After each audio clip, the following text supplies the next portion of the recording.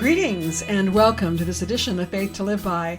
I want to thank you for letting me be among those you glean from in your effort to make sense out of this world. I take very seriously my role as a truth advocate for you, and with the tremendous amount of emotional information flying through the internet and mainstream media, I have to tell you, working to keep up with everything that's been reported relating to the Israel and Iran conflict, determining what is genuine and what is not, deciding what is pertinent for this particular podcast, what is not, which of course is to always have us consider current world events from a biblical and prophetic perspective so we, as God's children, can know how He wants us to respond.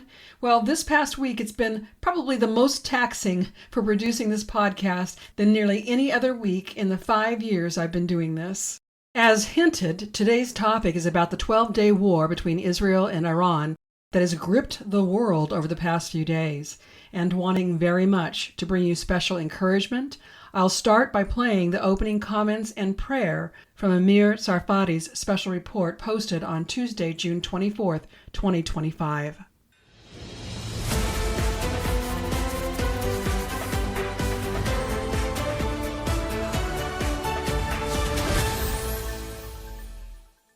Shalom everyone and good evening from Connecting Galilee. I'm Amir Sarfati and this is a special update on the war between Israel and Iran, or may I say the end of the war between Israel and Iran, a war that lasted exactly 12 days with the craziest 72 hours since the night between Saturday and Sunday all the way until today. Unbelievable roller coaster of events, starting with the U.S. decoy operation that eventually led to a U.S. strike on the three most important nuclear sites of Iran. And then, of course, came the Iranian response last night in Qatar. And, of course, the surprising, very quick announcement of President Trump that there is going to be a ceasefire that starts at 7 a.m. this morning, Israel time. Of course, there was a violation. Of course, Israel responded. A lot has happened, but now everything is calm. And it seems to me that this ceasefire is going to hold and that the other side is very much deterred.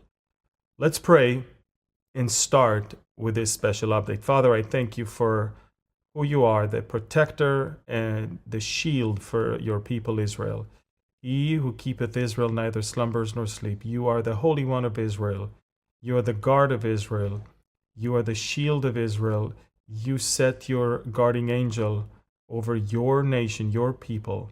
So we thank you and we bless you that we've seen miraculous 12 days in which we were able to fight the most bitter enemy that we have in this region and overpower them quite decisively and quickly. We thank you for amazing, amazing intervention from above, as most of the nation can witness. We thank you again in Yeshua's name. Amen. So again, everyone, shalom. I'm Amir Sarfati. This is an out-of-the-ordinary special update about the end of the war between Israel and Iran, the 12 days war, the Rising Lion operation that began with a surprise preemptive strike that took the Iranians by surprise in the first 10 minutes, eliminated the top nuclear scientists, the top brass of all of the four arms of the military of Iran, as well as the destruction of the air defense system and the ready-to-launch long-range ballistic missiles. And once we did that, Israel was working very hard within 48 hours to dominate the skies of Western Iran and the skies of the capital, Tehran. And then, of course, came the obliteration of almost everything that Iran was storing, was working, was building, and was developing in order to destroy Israel. Make no mistake, folks, Israel unveiled while we were finding things in Gaza, in the tunnels of Gaza. We found so many papers and correspondence between the Iranian operators and the handlers of the Hamas from Iran. Apparently, not only that October 7th was heavily funded by the Iran, but we also found that there is another plan that by 2027, Iran should once again deploy an amazing strike simultaneously from all around, using thousands of ballistic missiles, drones, cruise missiles, and to overwhelm the Israeli air defense and to strike the Israeli home front, and then of course do what they know to do, to kill Jewish people.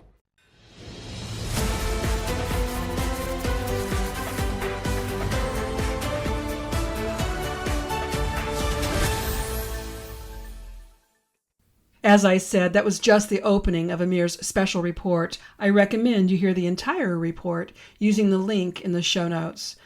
Amir said, "We've been on a roller coaster ride of devastating live events with the potential of extreme ramifications affecting the entire world, and the impact it has had on all of us, mentally, emotionally, physically, and spiritually, means you must be searching for answers just like I am.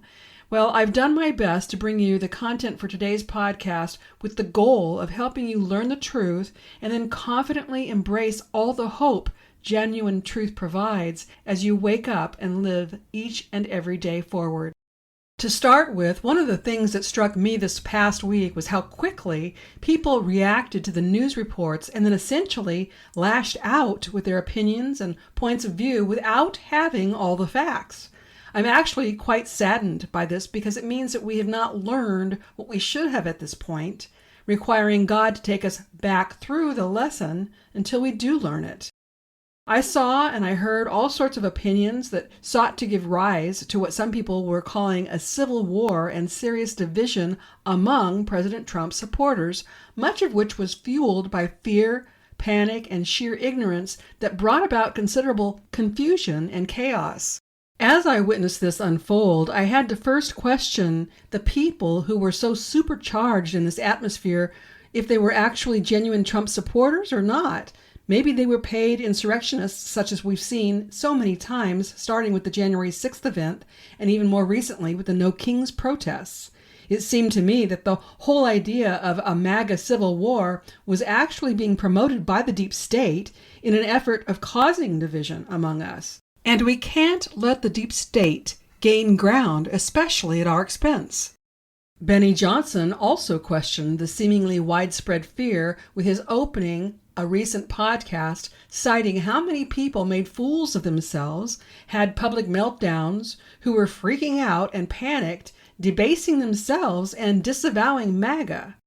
As Benny pointed out, these people were actually warmongering on behalf of foreign nations and others who have openly and continually opposed President Trump, feeding and fueling their narrative. Well, I don't think true awake MAGA supporters would do that, and if anyone did, please hear my words, realize your error, and get back on track. One voice of reason I've come to respect wrote on X, and I quote, "MAGA is highly divided about this Iran-Israel situation, with many different opinions and emotions flying around. I encourage everyone to stay calm and wait to see how this truly plays out without panicking. This is not something that can be judged clearly at the moment. I do not think that Trump will get us into another never-ending forever war.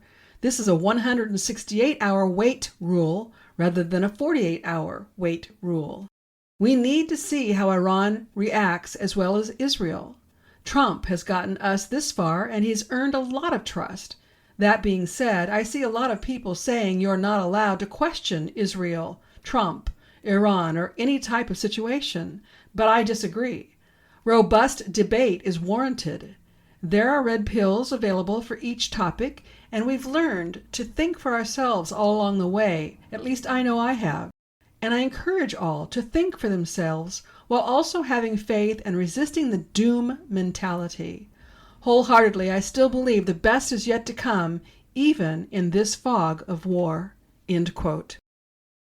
I also heard Tucker Carlson, Ted Cruz, Charlie Kirk, Candace Owens, and others all publicly take stands that truly surprised me. Some of what they said proved a lack of knowledge and an undeniable bias. What I've learned over the years is when people have any level of prejudice or bias, it's often due to incorrect understanding of truth. When bias is closely tied to a person's emotions, it is especially difficult to have them reconsider what they believe to be true. So, when I ran across Laura Aboli's post, I was especially pleased, knowing I would share it with today's podcast. She did an excellent job of reminding us of President Trump's proven method of negotiating. She called it Trump's playbook, threat first, deal later. She wrote, quote, "Trump has a pattern, threaten big, dominate the narrative, then pivot to deal-making." Then she provided examples of him dealing with several world leaders. For example, he called Kim Jong-un Little Rocket Man, warned of fire and fury like the world has never seen, and publicly threatened total annihilation. The outcome? Summits, handshakes, personal letters, no war, no regime change. Afghanistan. He threatened the Taliban with obliteration like never before after a U.S. soldier was killed. The outcome? He negotiated with the Taliban and laid the groundwork for United States withdrawal. Syria. After Assad's alleged chemical weapon use, Trump launched missile strikes but carefully telegraphed them in advance, avoiding Russian or Iranian escalation. Despite rhetoric like Animal Assad and threats of more action, Trump avoided regime change or deeper involvement. Venezuela. He openly backed opposition leader Juan Guaido and threatened all oppositions are on the table against Maduro. Outcome? No U.S. military action. Guaido faded and Maduro remains in power. China. Trump raged over tariffs and trade and COVID, calling it the China virus, threatening to cut ties and escalating rhetoric to Cold War levels. Outcome? A rocky relationship, but no war. Trade deals followed. Again, fire, then a form of diplomacy. Then she writes, so what about Iran now? His regime change post and Make Iran Great Again slogan could easily be part of the same strategy. Escalate rhetorically, corner the opposition, reframe the dynamic, then offer a deal on his terms. End quote. I'm recording this podcast midday, Tuesday, June 24th, after the scare of the violation of the ceasefire between Israel and Iran, when calm and cautious celebration prevail. At a time when the whole concept of regime change is understood by many to be warranted, it is not anything the leadership of the United States under Donald Trump is planning to be part of. This should be good news to many who are very much aware of how historically common it has been for the United States to be directly involved with regime changes. I learned that from 1949 to 2014, the United States has been directly involved in 101 campaigns. Could it be that under Donald Trump, the trend of interfering with sovereign nations is ending? Given what President Trump has said about his respect for the sovereignty of nations, I think so. General Michael Flynn posted what he termed were 3 necessary objectives for Israel to achieve, which were, number 1, an Iran without any nuclear weapons, number 2, a regime change, and number 3, the defeat of Iran's surrogate forces, which are Iran's proxies of Hamas, Hezbollah, and Houthis. Expanding on regime change, General Flynn then wrote, quote, "If Khamenei stays in charge due to some negotiated peace deal, I personally don't believe Israel can declare victory. Also, the declaration of unconditional surrender by POTUS will have to be further defined if Khamenei is still in charge when this war ends. True regime change must come from the people of Iran. And a reminder, any regime change comes with massive challenges. If there were ever an opportunity in recent history for the people of Iran to rise against their regime, now is the time." End quote. I know there are those who don't understand why there would be any call for a regime change in Iran, so let me give some background on that. Amir Sarfati provided a most reassuring video report today providing important historical facts. While the historical tension between Israel and other Middle Eastern nations goes back thousands of years to Abraham's two sons, Isaac and Ishmael, the current tension started with a revolution and a hostage crisis. In 1979, Ayatollah Khomeini overthrew Iran's pro-Western monarchy and founded the world's first Islamic republic. He called America the Great Satan and Israel the Little Satan. That same year, his supporters stormed the U.S. Embassy in Tehran and took 52 American hostages for 444 days. On day one, the goal of Ayatollah Khomeini was to bring down the West. Khomeini accused the United States of corrupting Iran with Western values, backing the Shah, who was the former leader of Iran, and stealing Iran's oil. He believed America spread moral decay across the Muslim world and that Israel was an extension of that power. That ideology still guides the regime's foreign policy today. The Islamic Republic has been attacking the West for decades. 1983. Iran-backed Hezbollah bombs a U.S. Marine barracks in Beirut. 241 Americans killed. 1996. Iran-backed terrorists bombed Khobar Towers in Saudi Arabia. 19 U.S. airmen killed. 2011. Iranian agents plot to assassinate the Saudi ambassador in Washington, D.C. 2024. Iran's proxies launch missiles at U.S. troops in Iraq and Syria and hit commercial ships in the Red Sea. 2024 to 2025, U.S. officials uncover an Iranian plot to assassinate Donald Trump. Iran has invested billions in building a deadly network of terror proxies across the Middle East.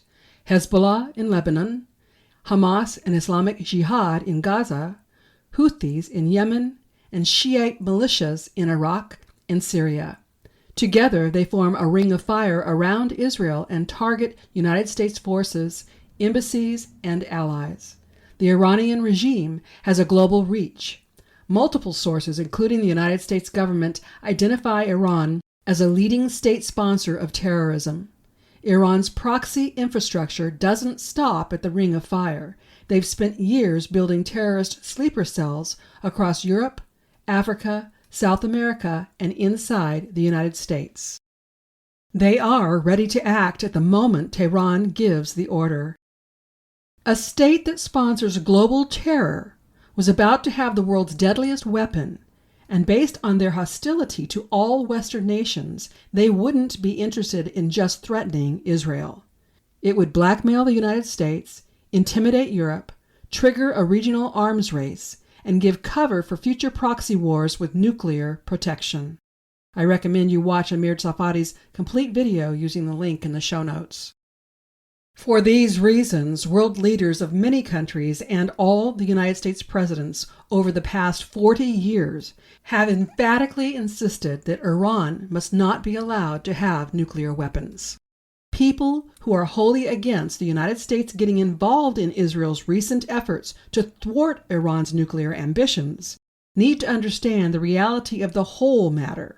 Allowing nuclear proliferation among rogue regimes who have openly and repeatedly spoken and shown aggression to Western nations is nothing short of sanctioning our own demise. Iran sympathizers with various reasons have argued claims have been made for 40 years that Iran was close to having nuclear weapons, but they never did. They assume the same is true for today. However, we have much evidence to the contrary, including their own admission. Reuters quoted a senior Iranian official stating, quote, "If we have to choose between stopping uranium enrichment and war, we choose war." End quote. Also, even after the U.S. airstrikes over the weekend, and after breaking the ceasefire agreement, Iranian ambassador to the UN in Geneva, Ali Bahraini, declared that Tehran will not renounce its right to nuclear energy. Bahraini also condemned the United States airstrikes on Iranian nuclear sites as a criminal attack.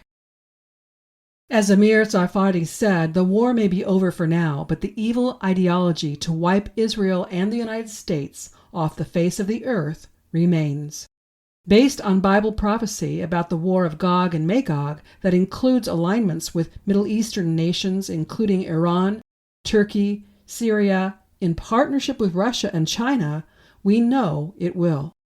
Just considering the alliance of the BRICS nations, Brazil, Russia, India, China, South Africa, Egypt, Ethiopia, Iran, and the United Arab Emirates, and it's easy to see all current world events are setting the stage for the war of Gog and Magog.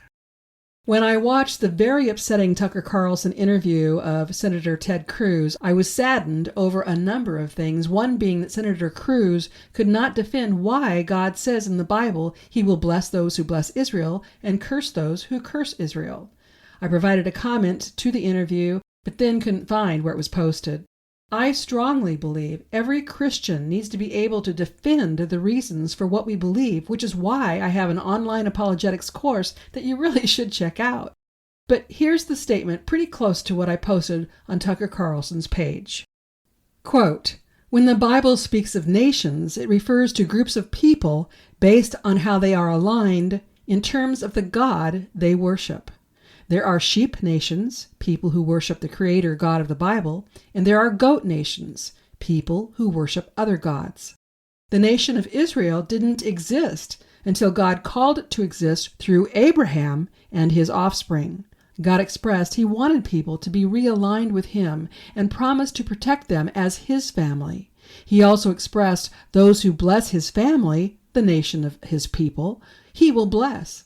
Conversely, those who curse his family, the nation of his people, he will curse." Beginning with the Adamic covenant of redemption, which extended through the Abrahamic covenant of inclusion, read the Old Testament, people who were not blood to Abraham were allowed to join the family even then. Through the bloodline of Abraham, Isaac, and Jacob, whose name was later changed to Israel, people became aligned with God by faith in God, and therefore were considered God's family. We must understand the alignment has always been a matter of faith. Even those of the bloodline who reject God were not included in the family of the nation of Israel. Think Esau. Government and politics are of man.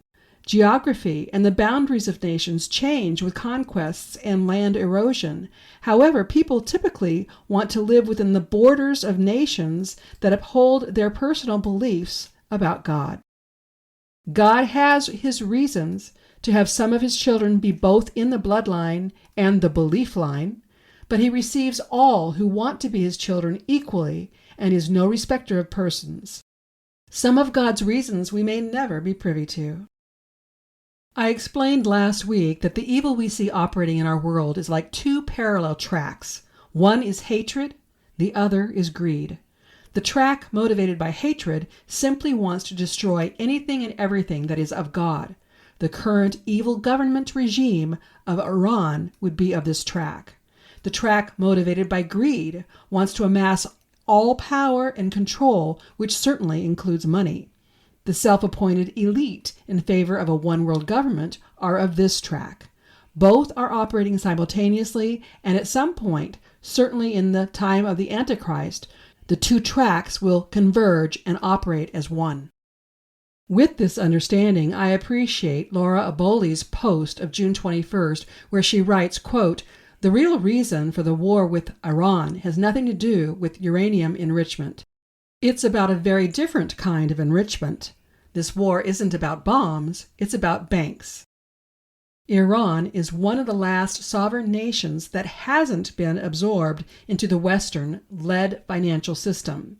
It has its own central bank. It doesn't bow to the IMF or the World Bank. It doesn't allow full-spectrum financial penetration from the likes of BlackRock, Vanguard, or JP Morgan.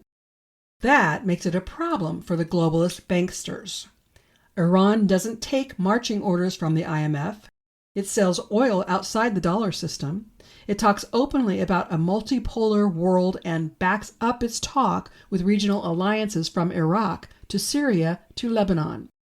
This is what Washington, London, and Tel Aviv can't tolerate.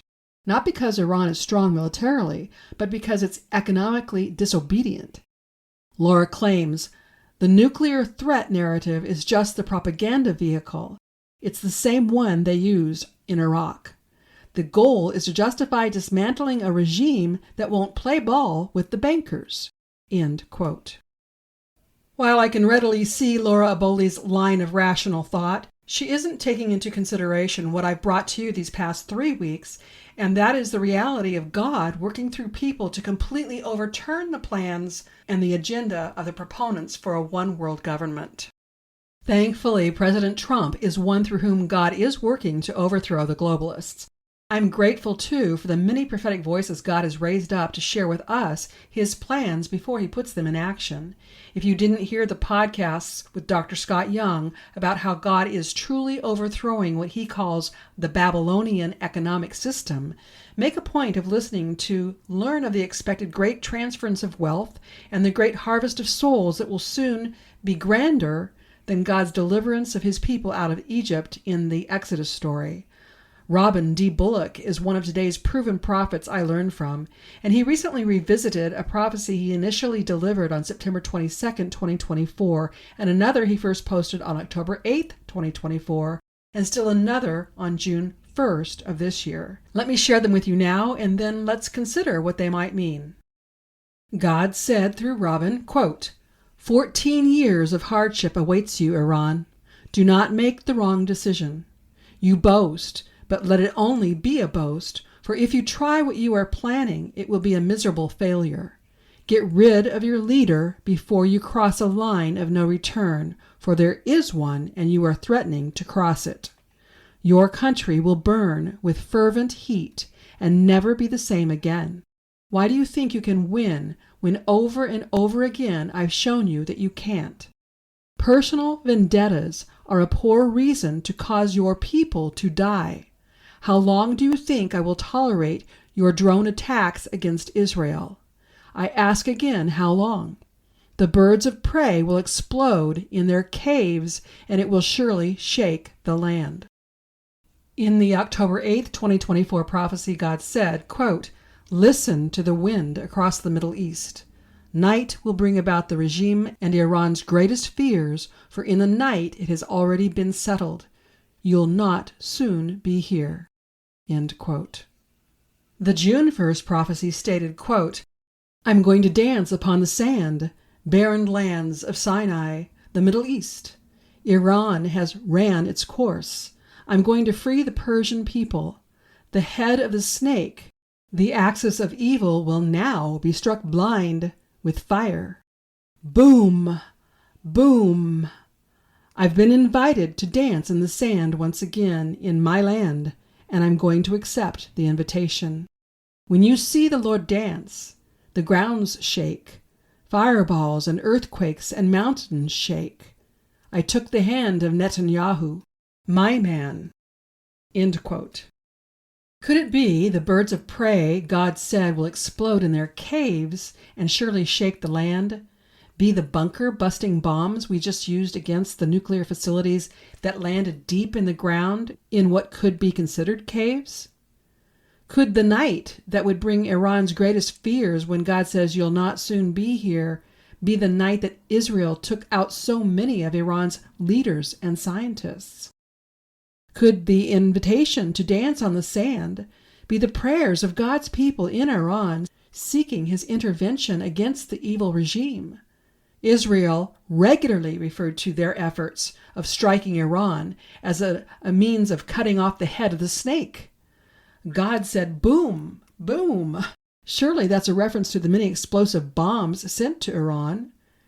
God said they'd experience the grounds shake, fireballs, earthquakes, and mountains shake.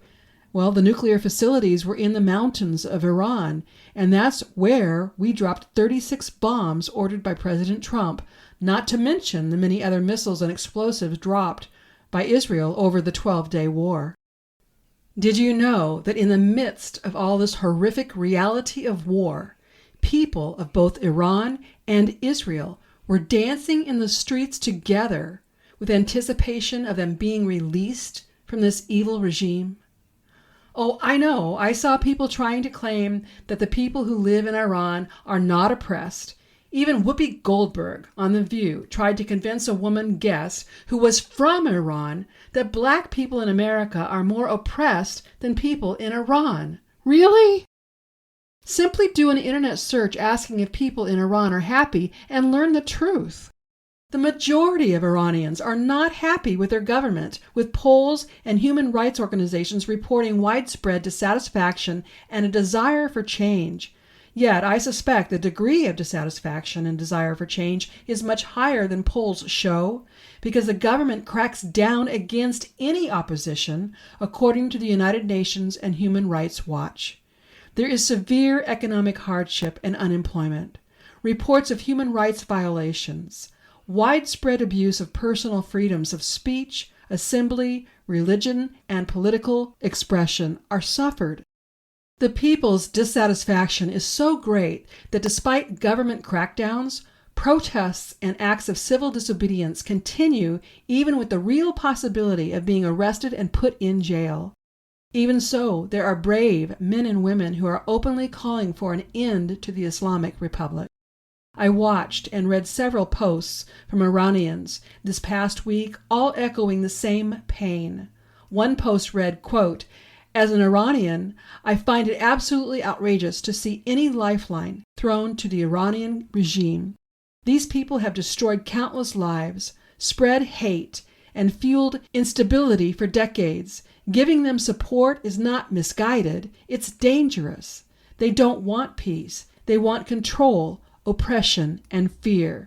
We, the people of Iran, deserve better. Stop enabling tyranny." Another post read, quote, "To help educate, Iran is not Arab or Muslim. Iran/Persia is a civilization thousands and thousands of years old. Muhammad created Islam only 1400 years ago. Shia Islam conquered Iran in 1979 and proceeded to subjugate and terrorize the population, not to mention imprison anyone who resisted the Islamic regime. What's happening right now is that Israel and the USA are liberating the Iranian people. Those peddling World War III are using fear tactics. Evil doesn't want evil to be extinguished. Remember that the CIA installed the Islamic regime who plundered the people and resources of Iran, and the CIA and loyal employees thereof do not want the plundering to end." End quote. The reference to the CIA here is an example of the United States' direct involvement in regime change and its outcome. I'll say again, I believe President Trump and his cabinet very much want the people of Iran to be the party to cause any regime change for themselves if that's what they want. I know Amir Tsarfati, representing the position of the government of Israel, said the same thing. We all need to remember it was Hamas acting on behalf of Iran that mercilessly and violently attacked Israeli citizens who were attending a music festival on October 7, 2023, that led to this ongoing war between Israel and Iran. People are claiming Israel launched a surprise attack against Iran on Thursday night or Friday, June 12th or 13th, but what they are not saying is that Israel's strategic attack was in their own defense for the ongoing war Iran declared against Israel nearly a full year and a half ago. Amir shared Israel's specific goals were, number 1, to cause significant damage to Iran's nuclear program. Number 2, to cause significant damage to Iran's missile program. Number 3, to attack and cause the Shiite militia, the Houthis, to make sure they are eliminated. And number 4, to create conditions for long-term compliance for no nuclear ballistic progress. With these 4 goals, Israel hoped to destabilize government institutions, the military, police, prisons, and media, to allow the Iranian people the best possible chance to establish their own government and free the people from the oppression and tyranny of the current evil regime.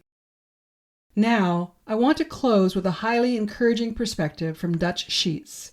As the Bible reveals, modern-day Iran was known as Persia during the Old Testament times. We read from the book of Daniel about the spiritual war between the heavens that is played out on earth, and how an evil angel, referred to as the Prince of Persia, has ruled over that region. Dutch writes, "Demons and angels don't die, so the Prince of Persia is still alive, as are the archangels Gabriel and Michael." This evil principality over Persia, or Iran, influences nations and individuals to oppose Israel today, just as it did in Daniel's time. One of evil's primary goals is to always deceive and blind individuals to truth. The spiritual warfare is real. Therefore, the warfare in the Middle East today is both physical and spiritual in nature. As Israel fights the fruit of the Spirit stronghold using natural weapons, our spiritual warfare must be part of its defeat, just as it was in Daniel's time. God intends to break the back of the Spirit's rule over the region, freeing millions of people to see the light of the gospel of Jesus Christ, as well as freeing them from horrible oppression. End quote. To all that's going on, Amanda Grace has said, the church or the ecclesia is being called upon today like never before to stand up and fight against evil. While the 12-day war of Israel and Iran may be over for now, our work to fight against evil is not over. Let us join in the prayer Dutch Sheets recommends over this situation. Father, we are watching incredible history being made before our very eyes in the Middle East. As the war takes place in the natural realm, use us to do our part in the spiritual realm. We take the weapons of our warfare that you have given us, 2 Corinthians chapter 10, verses 3-5, and declare that Jesus broke the authority of the Prince of Persia over the Middle East. As Christ's ecclesia, we release the power of Holy Spirit through our prayers to hover over that region, bringing freedom in both the natural and spiritual realms. We ask you, Father, for millions of salvations in that part of the world. Let the revival be unprecedented. Now I ask you to pray for your own nation wherever you are. Father, we also ask for a continuing release of spiritual power in our nation to bring forth the salvation of millions. Break the back of strongholds of violence and hatred, replacing them with love and kindness. We thank you for what is already taking place, and now we ask more people to turn to Jesus. Amen. Our decree, according to Dutch. We decree that the demonic strongholds in the Middle East have been overcome by the blood of Jesus, and that this victory is and will continue to manifest. Next week, as always, I will help us explore current events from a biblical and prophetic perspective. I have asked a couple of people to potentially be my guest, but I have no confirmations just yet. Regardless if I have a guest or not, you can always count on me to prayerfully bring you timely content so we, as God's children, can know from Him how He wants us to respond to our world and see His kingdom will done on earth as it is in heaven. If you've benefited from my podcast at all, please be sure to share with others so we can expand our reach and help more and more people learn how to live their Christian faith and experience all the joy and victory Christ offers. Now I ask you to please listen to my closing announcements and to take advantage of the many goods and services I bring you in an effort to at least cover the cost of this podcast. The first announcement clarifies more about changes to our Greece tour, now scheduled for April 2026. The first deposit is coming due soon. Those of you who are signed up can expect an email from us very soon to help you with your deposit. I truly want you to be able to join us, so please listen carefully and send me the email to save your spot. It's not too late to make your reservation. You'll hear the instructions in the announcement. It may seem far off, but most people make plans for a significant vacation about a year in advance. So if you haven't already expressed interest in traveling with us in April 2026, now is the time to do so. We want to have about 30 people total because this size group works best for the specific tour I have in mind. We'll be walking the footsteps of the Apostle Paul. I'm using the time between now and October 2025 to determine if we have enough interest, and the trend indicates we definitely should. We have just about 30 people on the list now, but I'd like to have more because when it comes to the actual day of making a commitment, things could have changed, and I want to be able to have at least 30 actually attend the tour. So, if you think you'd like to be part of the Faith to Live By Christian tour with me in Greece during April 2026, now's the time to get your name and number in your party on the list. There's no obligation at this point, you're just expressing your interest. Attendees need to arrange their own air travel to and from the Athens International Airport. To get your name on the list, send an email to faithtoliveby@PamelaChristianMinistries.com with the word Greece in the subject line. In the body of the email, provide your name, contact information, and number of people you expect to be in your party. This will place your name on the interested in attending list, but does not obligate you in any way. It merely assures you have first right of refusal when down payments are due. If you didn't get the details written down that I just shared, simply visit my Beyond the Podcast page using the link in the show notes. If you like what you hear from me with this podcast, I highly recommend my book series, my award-winning blog, and consider signing up for my certificate course in apologetics. My aim with that course is to help people learn how not only to use apologetics to share truth with others, but to help Christian leaders incorporate apologetics into their respective ministries so more Christians are learning how to share their faith. You can learn more by using the link in the show notes. For now, I offer my weekly podcasts, my blog, and bi-monthly e-newsletter at no cost. And certainly I have hard costs associated with doing all I do. If you've been blessed by my work and would like to help my work reach others, why not consider partnering with me? For as little as $10 a month, you can become a partner. Then together we can reach even more people for Jesus. Simply visit my Pamela Christian Ministries homepage and then click on the Give button at the top menu bar. Or if you prefer, you can go directly to the Give page using the link in the show notes. To become a partner, you can use my PayPal or Venmo account, but you will also see other ways you can support my work on that page.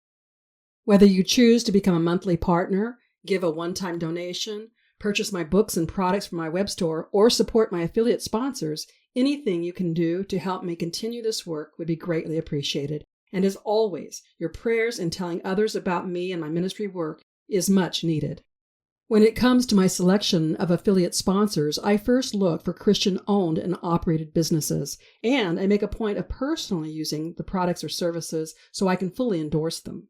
I seek sponsors that offer products or services you can get via the internet worldwide, and I specifically consider what is common to most people universally. So you'll find health, beauty, and wellness products through Dr. Zelenko's Z-Stack supplements and from QE Strong. Dr. Zelenko's Z-Stack supplements are truly amazing and are available to my listeners for a 5% discount per purchase or a 10% discount for a monthly subscription using the promo code FTLB. You may have heard my interview with Rob Renee about QE Strong.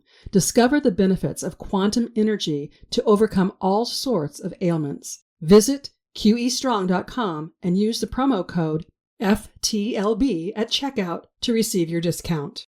Then my newest affiliate I'm really excited to bring you is Q Streaming. That's CUE Streaming Television. People with United States addresses can get over 3,000 channels, including live TV with streaming television without a contract. Get all of your local networks and favorite movie and sports and pay-per-view channels for about half of what cable costs. See the video promo link in the show notes to learn more. Affiliate sponsors only provide financial support to me when you purchase what they offer. So before you support Amazon or any other retailer, if I offer what you're looking for, please purchase through me. When it comes to special occasions, birthdays, or Christmas gifts, consider my books, jewelry, CDs, and more from my web store or any of the affiliate goods and services I offer. When you purchase from my web store, be sure to use the promo code TRUTH, TRUTH, to receive a 20% discount. Again, you'll find all the links in the show notes. If you like the content and resource material I bring you with this podcast, you'll find much more by connecting with me through my blog. In fact, my blog has been awarded 2 unsolicited awards for Christian content. And I'm also very active on social media. I can cover much more on social media than I can with this weekly podcast. And if you're not already subscribed, Please subscribe to my complimentary bi-monthly e-newsletter. I offer encouragement, special offers, and one of my signature recipes with each and every edition. Yep, I'm a foodie and I love to entertain, which is why Faith, Family, Friends, and Food is a bonus segment of my bi-monthly e-newsletter. To receive even more, please be sure to check out my dedicated podcast listeners page, Beyond the Podcast. Here's where we can connect exclusively and you can download complimentary devotionals, resources, and more. On that page, I also ask you to help me learn more about you and what you want by completing the form visible once you scroll down that page. And something that is very easy for you to do and would mean a lot to me is for you to rate, subscribe, or comment on this podcast according to what your preferred listening platform allows. You know how it works. The more likes and subscriptions to this podcast, the more opportunity we have to expand the listening audience. And that means we can reach more people with the gospel message of Jesus while helping people learn how to better apply their Christian faith. I hope you'll join me next week and tell your friends and family to listen right here on Faith to Live By, where we learn how to gain spiritual victory over life's issues. Until next week, I'm Pam Christian, asking you to remember Christ died for us. The least we can do is live for Him.